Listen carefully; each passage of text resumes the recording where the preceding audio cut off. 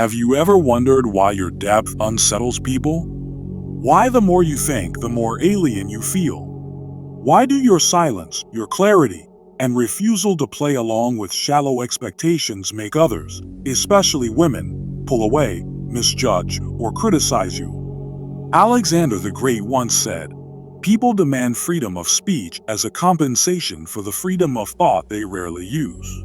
But you think. And that's the issue. You're not dangerous because you're aggressive. You're dangerous because you're unpredictable. And in a world addicted to predictability, a thinking man becomes a threat by simply being awake. Modern relationships are built on comfort, not truth. But the intelligent man peels back illusions. He sees the gap between what people say and what they feel. He doesn't perform, doesn't chase, and certainly doesn't need validation. When he loves, it's not for comfort, it's for truth. And the truth is unsettling. History has warned us that despair isn't always loud. It's often the quiet disconnection from your real self. That's what modern culture fears most. A man who stops performing and starts seeing. Because the conscious man can't be controlled. Why are you misunderstood? Because most people build their identity on being seen. But you build it by seeing. And seeing clearly, especially in a world addicted to distraction, is dangerous. When you stop chasing illusions, you become unplayable. Not because you're cold, but because you're whole. And wholeness destabilizes the emotional chaos that modern dating depends on. Intelligent men often leave the only woman they ever loved, not from a lack of feeling, but because they felt too deeply. He understood the price of authenticity. That's the paradox. The intelligent man longs for connection, but not at the cost of his soul. Most people aren't seeking love. They're seeking usefulness. A provider, a performer, a puppet. The intelligent man steps outside those roles, and suddenly, he's invisible to the ones still stuck inside them. It's called the leap of faith. Walking away from the safety of roles and choosing truth over comfort. Yes, it costs you applause, ease, maybe even love. But in return, you gain something rare. Clarity, sovereignty, peace. You stop seeking someone to complete you because you're no longer incomplete. That's when you become truly dangerous. Not to people, but to the system that thrives on broken, obedient men. Many men disappear quietly, not physically, but spiritually. They become strangers to themselves, shaped by what others wanted them to be. But the intelligent man can't fake it for long. He sees through the illusions. And once you see, you suffer. Awareness isolates you. It ruins superficial comfort. This is a choice. Betray yourself to fit in, or betray the world to stay true. Most men choose comfort.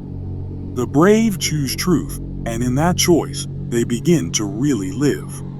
In love, the intelligent man is misread, not because he doesn't care, but because he cares differently. He listens instead of flatters. He observes instead of reacts. That quiet presence makes people nervous, especially those addicted to constant emotional validation. He sees beyond smiles, beyond charm, beyond the act. His intelligence, paired with emotional clarity, becomes a kind of spiritual X-ray. Most don't want to be seen like that. They want fantasy, not truth. Every man's goal is to become a self, not a mirror, not a mask, not a puppet. But becoming a self requires silence, solitude, reflection, the very things modern culture avoids. Because a man who sits still for too long might remember who he really is. You want to shake people? Walk into a room without trying to be liked. Don't overshare. Speak with intent. Be kind, but not compliant. Romantic, but not dependent. You'll watch people adjust themselves around you because rootedness is rare and rarely makes people uncomfortable. That's why intelligent men are feared. They don't perform. Kierkegaard once wrote, "Once you label me, you negate me." The intelligent man can't be labeled. He's not cold, he's composed. Not arrogant, self-aware. Not aloof, discerning. The world will try to reduce you to something digestible. Don't let it. You weren't made to be palatable. You were made to walk the path of truth, even if it's alone. Most men chase applause, validation, and approval. But applause is a trap. It teaches you to shape yourself for others. The more awake you become, the less applause you'll hear because you've stopped performing for the crowd. You've started showing up for your soul. In a world addicted to noise, your silence is unsettling. In a culture built on stimulation, your stillness feels like rebellion. And it is. Because you've reclaimed your attention, your mind, your heart. You don't owe the world your confusion.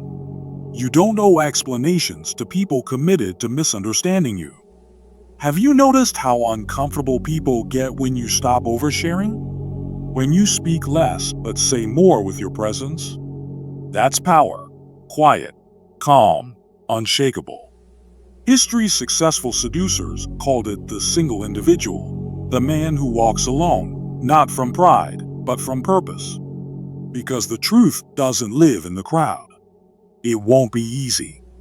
You'll lose people. You'll question yourself. You'll lie awake at night, wondering why everything familiar now feels hollow. But you'll also find something new, a steady kind of peace that doesn't come from being liked, but from being whole. So no, you're not too much. You're too real. You're not broken. You're becoming.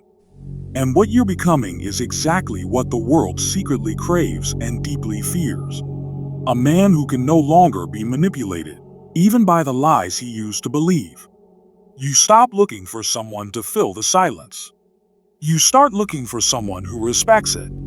You stop performing for a paycheck.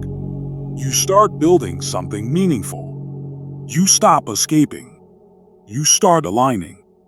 That alignment makes you rare. Not superior, just sovereign. Most people never face their potential. It terrifies them. But you walked into the fire, through the heartbreak, through the fog. And now you're here. Not flawless, not finished, but free. You've learned to walk away from what wounds your soul. You've learned that peace comes from not betraying yourself. You've learned that love is a mirror, not a transaction. The woman worthy of your depth won't flatter your ego. She'll recognize your silence and stay anyway. Maybe she'll come. Maybe she won't. Either way, you'll keep walking. Intelligent men often lived in solitude, not sorrow. Their pain became his purpose. Their writings became a map. So if you're misunderstood, good. If they call you distant, good. It means you've stopped being easily explained. It means you've started to matter. The world doesn't need more charm. It needs more clarity. More grounded men. Men who don't beg. Who doesn't chase. Who speaks when it counts and disappears when it doesn't. If that's who you're becoming, remember this. You won't be for everyone. But you'll be unforgettable to the few who truly see you. You won't be loved by the crowd, but you'll be respected by the rare. And most importantly, you'll respect yourself. In the silence, in the decisions, in the long, dark nights when you choose truth over comfort. That's where kings are forged.